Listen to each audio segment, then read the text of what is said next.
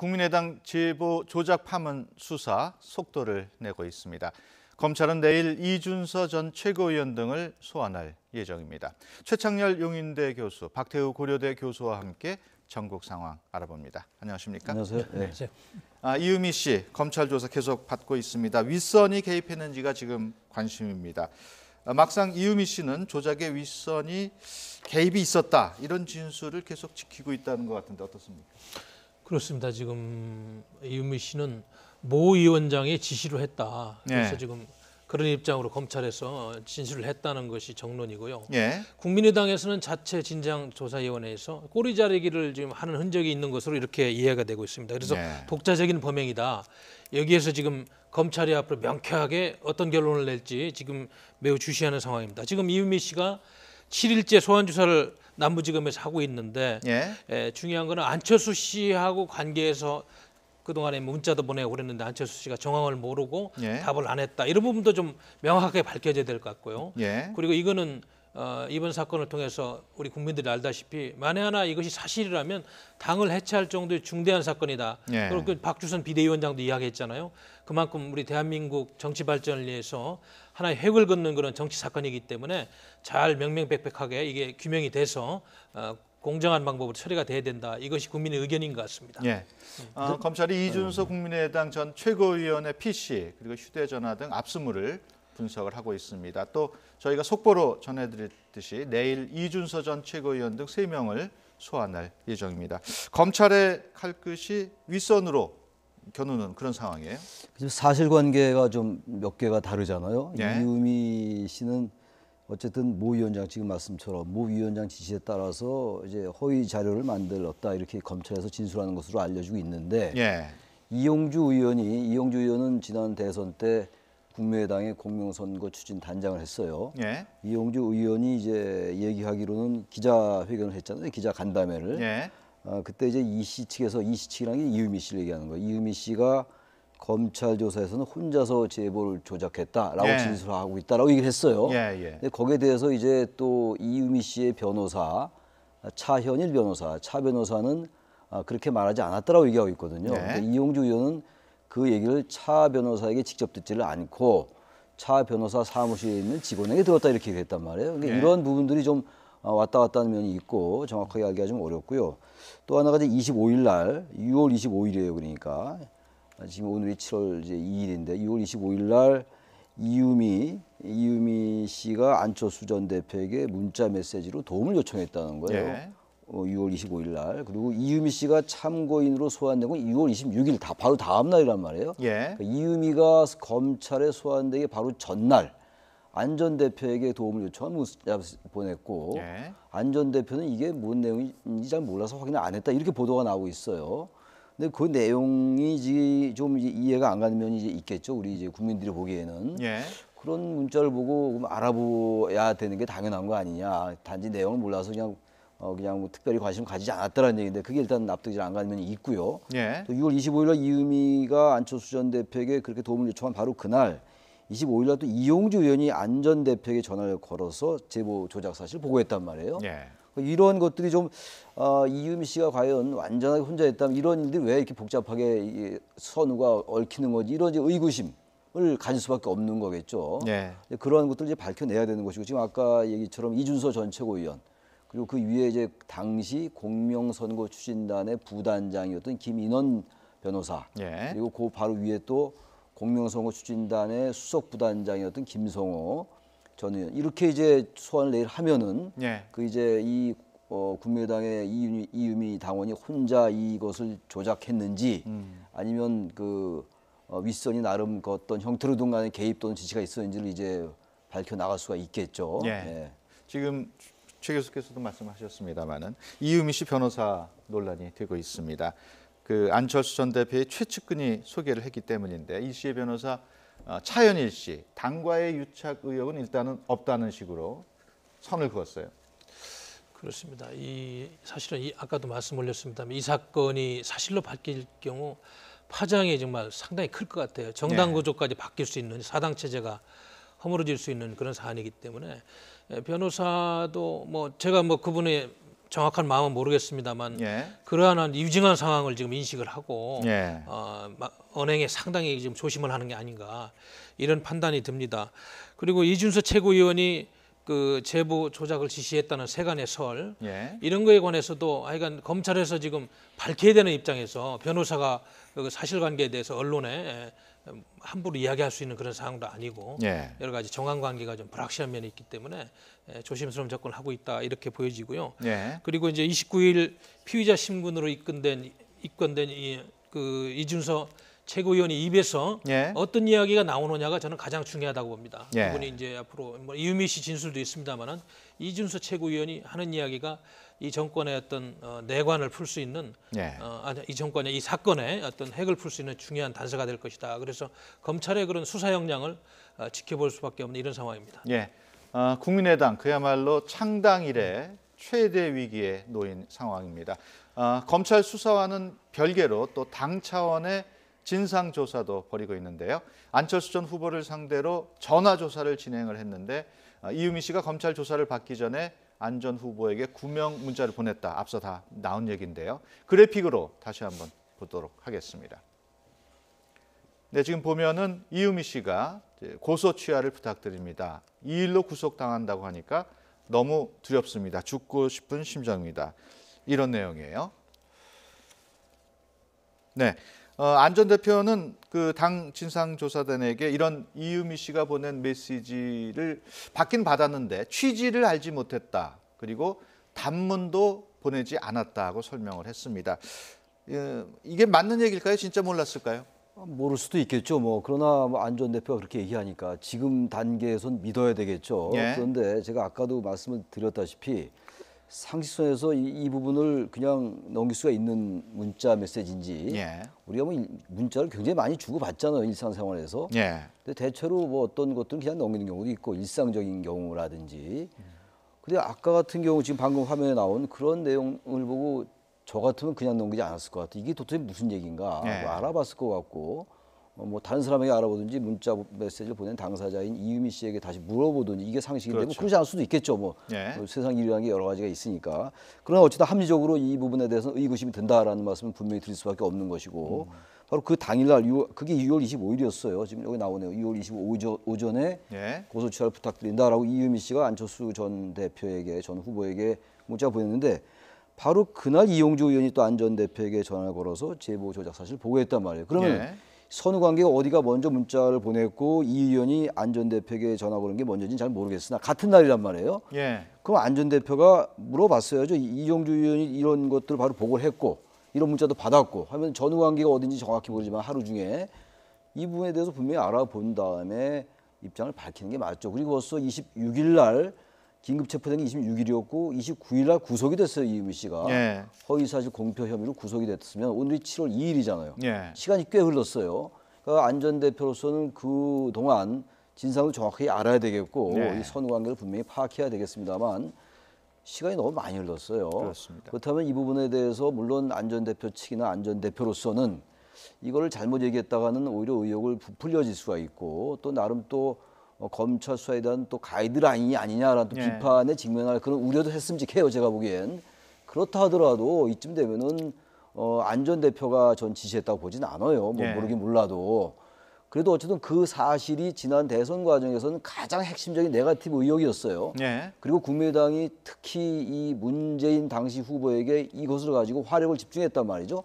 그렇다면 이 부분을 5월 5일 날 발표를 했고 이유미 씨가 제보를 조작한 것을 발표한 게 5월 5일이었단 말이에요. 예. 대선은 5월 9일이었고 그러면 그 전후 다 포함해서 이 사실 자체가 이 팩트 자체가 물론 사실관계가 아닌 것으로 밝혀졌습니다만 그 당시 이 팩트가 그 당시에 대선 과정을 완전히 왜곡시킨 결과가 되잖아요. 예. 어떻게 보면 이건 사실 지금 문재인 후보가 얻었던 41% 그리고 이제 홍준표 후보가 얻은 24% 이런 거 전체가 사실 어떻게 보면 왜곡된 거라고 볼 수가 있잖아요. 예. 이런 조작에 의해서 유권자들이 영향을 받았을 거 아니에요. 어느 정도 일정 부분. 그렇다면 이 부분에 대해서 바로 그 부분에 대해서 해명을 해야 되는 거죠. 잘못했다. 예. 그리고 그건 이런 부분들은 국민의당이 전부 안 전 대표를 위해서 화력을 집중했던 거 아니겠어요? 그렇다면 이 부분을 얘기하는 게 맞죠. 네. 이게 사실이 아니다를 떠나서 말이죠. 근데 이건 아주 정치인으로서 책임 있는 자세가 아니라고 비판받을 수밖에 없다. 예. 이렇게 말씀드릴 수밖에 지금 없습니다. 말씀하신 것처럼 안철수 전 후보는 아직까지 이 시간까지는 입장 표명을 하지 않고 있습니다. 그동안 뭐 곧 하지 않겠느냐는 보도는 계속 있었어요.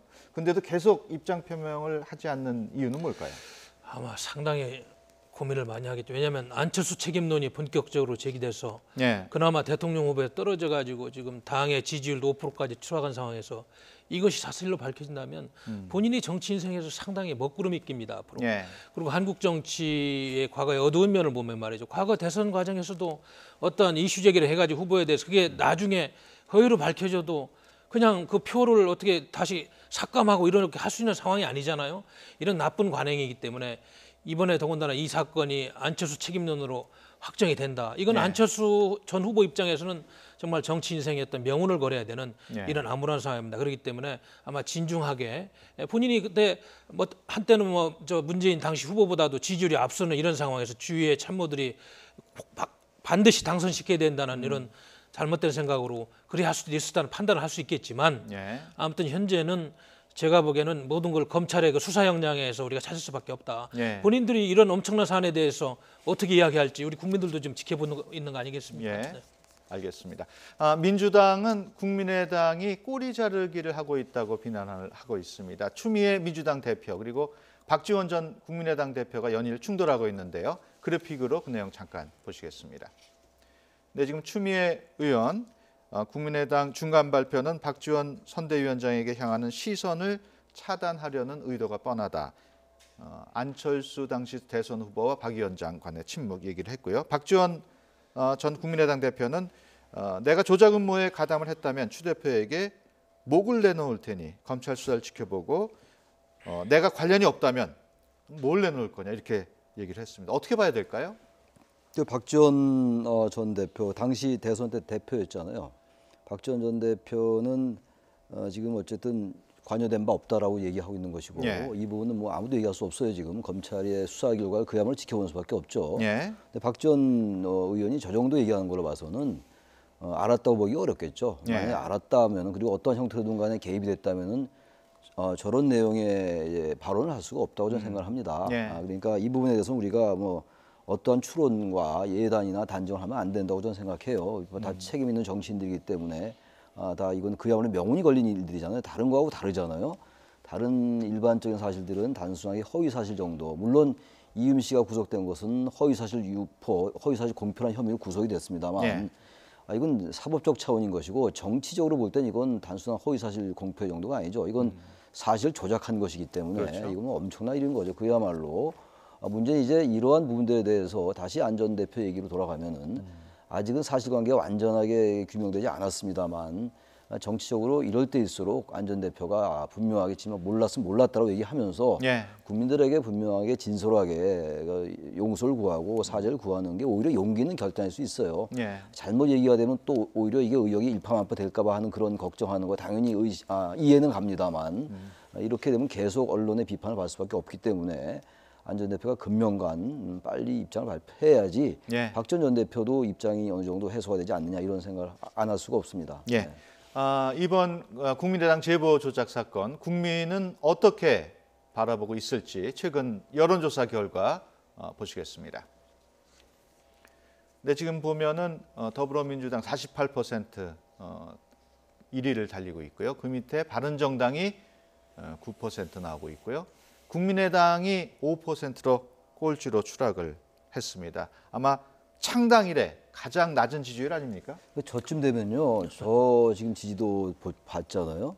지금 저쪽에다 아니 뭐 화면만 보다가 갑자기 얘기를 해서 저쯤 되면 저 부분은 이미 다당 체제라고 볼 수가 없어요. 다당 체제라는 거는 양당 체제가 이제 집권당이 있고 거기에 이제 반대된 제1야당이 있고 그 다음에 그 중간에 시민사회의 이해를 반영하는 당이 있어서 이 양극단의 이러한 것들을 이제 보완하는 게 다당 체제인데 저렇게 한 정당이 집권당이 50%에 가깝고 나머지 정당이 한 자릿수밖에 안 된다면은 저 정당 체제 자체가 존재 가치가 없다. 그리고 국민의당도 이 사안을 빨리 돌파하고 다른 정당들도 뭔가 새로운 정당으로서의 존재 가치를 보여줘야 돼요. 이 사안 자체가 아까 우리 박 교수가 그런 말씀하시던데 정당 체제의 재편을 몰고 올 수 있는 엄청난 후폭풍이 있을 수 있는 거란 말이죠. 그래서 그 말씀을 제가 드리다가 말씀을 끊어서 죄송합니다. 보면 지금 더불어민주당이 48%인데 정의당을 딱 뺀 나머지 3당을 합해도 21%밖에 안 돼요. 예. 국민의당은 더군다나 이 후폭풍으로 5%다. 이거는 지금 이 사건이 진실로 밝혀지고 당의 해체 수순까지 간다면 결국은 사당 체제가 조기에 붕괴되고 내년에 이제 지방선거 이전에 미리 좀 앞당겨져 가지고 당이 재편될 수 있는 상당히 그 큰 사건이다 이렇게 보는 게 맞고요. 그러면 국민의당 입장에서는 과연 이런 위기를 돌파할 묘수가 있느냐? 제가 보기에는 아무리 봐도 이런 위기를 돌파할 묘수는 없습니다. 그저 진실을 이야기하고 만약에 사실이라면 국민들한테 사죄하는 거 그거밖에 없다고 보여집니다. 예. 지금 정당 지지도를 보면은 그 바른정당이 뭐 9%로 올라섰고 자유한국당이 7%입니다. 이렇게 뭐 2%포인트 뭐 미묘한 차이입니다만은 저것도 주목할 만한 사항 아닐까요? 그 자유한국당이 글쎄요 지금 뭐 새누리당이 전신이었잖아요. 지금 거의 이 수치가 믿어지지 않을 정도로 추락한 거죠. 최근에 그 이제 당권 전당대회가 내일인가 그렇잖아요. 그럼에도 불구하고 뭐 전당대회 자체가 관심을 받지 못하고 있고 홍준표 후보가 좀 뭐 앞서가는 것 같긴 한데 그런 자체가 별로 이제 그 의미가 안 느껴질 정도로 이렇게 지지율에서 나타나고 있는 거거든요. 바른정당이 그 보수 정당 중에서 뭔가 존재 가치가 없다가 최근에 이해운 당대표가 선출되면서 어떤 그 보수의 적자로서 어떤 그 자유한국당을 비판하고 나면서 저기 지지율을 좀 회복해 가는 거예요. 물론 2% 차이밖에 안 납니다만 그러나 저 수치가 중요한 건 아닙니다만 저 순위는 의미가 있다고 봐요. 정의당도 7%까지 왔잖아요. 국민의당은 거의 뭐 지난 대선 때 안철수 후보가 앞선 정도 있었는데 지금 완전히 지금 당의 존재 존립 근거가 이렇게 위협받을 정도로 왔어요. 그러니까 이 부분이 일시적 현상이겠죠. 근데 어쨌든 이 상황으로 계속 가기는 어려울 것 같아요. 이러한 상황 속에서 과연 여야 체제라는 게 과연 의미가 있겠느냐. 정당 체제의 재정렬이랄지 이런 것들이 서서히 모색될 수밖에 없지 않을까라는 생각도 듭니다. 알겠습니다. 바른정당이 자유한국당보다 이렇게 높은 수치가 나온 것도 참 정말 어떻게 보면 있을 수 없는 과거에는 이런 패러다임인데 지금 이해운 대표가 선출되면서 당이 조금 지도부가 좀 재편성됐고요. 그러나 지금 자유한국당은 전당대회를 하면서도 국민의 시선을 못 끌고 있습니다. 홍준표 씨가 바른정당 합류 타진설 또 TV 토론 개최에 대해서 불참하고 등등등 악수가 많다 보니까 이 당이 지금 야당으로서 역할도 안 되고 청문회에서 그렇게 여러 가지 이의를 제기해도 말이죠. 국민적인 여론을 지금 못 얻고 있습니다. 이것이 야당이 지금 갖고 있는 고민이고 우리 대한민국 정치 발전에 큰 저해 요인으로 지금 자리 잡고 있다. 이런 판단이 듭니다. 네, 이번에는 청문회 소식 살펴봅니다. 국회가 박상기 법무장관 후보자에 대한 인사청문 요청을 접수를 했습니다. 그런데 형사정책연구원장 재직 당시 예산 집행을 좀 부적절하게 했다는 몇 가지 의혹이 제기되고 있습니다. 어떻게 보십니까? 글쎄요, 뭐 지난번에 그 안교안 후보자가 낙마했던 경우는 사뭇 다른 상황이라서 형사정책연구원의 그런 부분들도 물론 부적절한 부분이 있겠습니다만 당시 이제 해명에 의하면은 당시에 그 인문경제연구소, 그 총리실에서 관장하는 그 연구소들이 있어요. 되게 그런 관행이었다라고 이제 해명을 하고 있는 거고 몇 가지 부적절한 게 나타나고 있긴 있습니다만 어느 후보나 뭐 완전하게 흠결이 없는 후보는 한 명도 없잖아요 지금 그런 상황이기 때문에. 몇 가지 의혹이 제기된다 하더라도 지난주처럼 지난주가 슈퍼 위크라고 했었잖아요. 송영무, 조대엽, 김상훈 후보자 그런 부분처럼 이번 주는 그렇게 여야 간의 치열한 대립 정도로 가진 좀 않을 것 같고 박상기 후보자는 지금 현재 제기되고 있는 의혹은 그렇게 결정적인 상황은 좀 아니지 않을까라고 보여지기도 합니다만 일단 해명 과정을 지켜봐야 될 것 같습니다. 지금 말씀하신 대로 지난주에 김상곤, 송영무, 조대엽 후보자에 대한 청문 보고서 채택 여부에 관심이 쏠리고 있습니다. 일단 청문회는 끝이 났는데 여야 입장 차이가 조금 큰 상황입니다. 어떻게 예상하십니까? 문재인 정부 입장에서는 강경화 외무부 장관 임명하듯이 아마 임명을 할 확률이 많습니다. 왜냐하면 지금 문재인 대통령의 국정 지지도가 80%를 여전히 갖고 있잖아요. 과거 이명박 대통령 시절에는 이런 청문회 전국에서 낙마하고 이럴 때 52%까지 떨어진 적이 있어요. 이것이 하나의 큰 요인이고 그리고 아시다시피 지금 잘못한다는 그런 부정적인 여론 13%밖에 안 됩니다. 그래서 국민의 여론을 등에 업고 임명될 확률이 많은데 아까도 말씀드린 야당이 지금 견제를 하고 많은 의혹을 제기하는데도 야당 지지율이 어떻게 170석에 되는 등이 막 7%까지 떨어지고 바른정당이 물론 9% 하고 있습니다만은 이런 상황에서 야당의 존재감이 적기 때문에 대통령은 아마 임명하려고 할 거다. 그러나 중요한 거는 야당이 뭐 지지율이 없고 그것이 중요한 게 아니고 국민들이 몇몇 후보자에 대해서는 정말로 안 되겠다. 이런 거에 대해서는 청와대에서 좀 관심을 갖고 보고 예. 국민의 마음을 보는 게 좋겠다. 저는 이런 판단이 듭니다. 네. 박 교수께서는 일단 대통령께서 임명을 강행할 것으로 예상을 하셨는데 동의하십니까? 저도 그렇게 생각해요. 지난번에 안강 후보자는 뭐 어떻게 할 수가 없는 상황이었고 송영무 후보자가 상대적으로 조대엽이나 김상훈 후보자에 비해서는 조금 더 심각하게 바라보고 있는 것 같아요. 야당 입장에서 볼 때. 그러나 지금 문재인 대통령이나 청와대는 이제 송영무 후보자가 국방개혁을 하는 데 있어가지고 상당히 많은 의혹이 제기됐음에도 불구하고 적임자라고 보고 있는 것 같아요. 네. 그리고 대선 과정을 통해서 송영무 국방장관 후보자와 많은 어떤 그 의견을 나눈 것 같아요. 국방개혁에 대해서 아마 그런 부분들 때문에 송영무 후보자의 그 인사청문 보고서가 채택이 되지 않거나 부적격이 되더라도 대통령이 임명할 가능성이 높다. 그 근거는 아까 말씀처럼 대통령에 대한 지지도가 높고 바로 그 부분이 어떤 그런 것들을 결정할 더 큰 요인이 되지 않을까라고 생각합니다. 예. 내일부터 시작되는 이번 주에도 청문회 계속 2라운드가 시작이 됩니다. 특히 내일은 김은경 환경부 장관 후보자에 대한 인사청문회가 예정이 되어 있습니다. 지금까지는 보고서 자기 표절 그리고 아들 채용 의혹 등이 나오고 있는데요. 야당 이번에도 제기된 의혹들을 본격적으로 검증하겠다 이렇게 얘기를 하고 있습니다. 어떻게 예상을 하십니까? 그렇습니다. 야당이 지금 어떻게 보면 많이 어려운 상황인데 그럴수록 야당은 선명하게 현 정부가 임명한 사람들의 잘못을 이야기할 수밖에 없습니다. 그래서 말씀하셨듯이 김은경 환경부 장관 후보자, 예. 그다음에 정현백 여성가족부 장관, 유영민 미래창조과학부, 예. 그다음에 뭐 박정화, 조재현 대법관 후보자 이렇게 좀 슈퍼 세컨드 위크가 있는데 예. 지금도 보면 뭐 특혜 의혹이 있고 또 유재학 전임 농지법 위반 등등 해가지고 후보들이 좀 흠결이 좀 아직까지 또 많이 알려지고 네. 있어요. 그래서 철저한 검증을 해서 일단은 국민들한테 알려야 되고요. 뭐 임명하고 안 하고는 대통령의 권한이니까 그건 그다음 문제고 야당의 역할을 충실히 해서 이분들이 정말 자질이 있는지 검증을 해야 되겠다. 그래서 야당의 공세가 저는 다음 주에도 더 거세질 거로 봅니다. 왜냐하면 네. 야당이 지금 어려운 입장이기 때문에 그거라도 해줘야지 야당의 존재감이 있을 것이다. 이런 판단이 듭니다. 예, 최 교수께서는 어떻게 전망하십니까? 같은 얘기예요. 근데 저는 이번 주, 지난주에 비해서 그렇게 여야의 이 청문 정국이 뜨겁지 않을 것 같아요. 예. 지난주에 그 송영무, 조대엽, 김상훈 후보자는 뭐 많은 그 논란이 제기가 됐었는데 지금 이제 얘기되는 이번 주에 그 세 후보자에 대해서는 상대적으로 의혹의 어떤 그 수준이랄지 이런 것들이 좀 상대적으로 떨어지지 않나. 우리 야당도 마찬가지예요. 예. 그런 입장이라서 그 정도까지는 제기되지 않을 것 같은데 역시 이 청문회에서 장관 임명 여부는 결국은 대통령의 임명 의지예요. 예. 대통령 임명 의지가 어느 정도 강하냐 약하냐가 결국은 결정적인 변수거든요. 그러나 전체적으로 이런 후보자들에 대해서 문재인 대통령의 임명 의지가 전 대단히 높다고 생각합니다. 그 네. 근거가 바로 대통령에 대한 지지도가 거의 80% 육박한다는 거예요. 예. 그렇기 때문에 저는 임명할 가능성이 높고 이번 주에도 뭐 여러 여야 간에 대립들이 있겠죠. 청문 정국을 둘러싸고 그럼에도 불구하고 지난주에 비해서는 좀 강도가 약하지 않겠는가 이렇게 전망을 합니다. 예, 알겠습니다.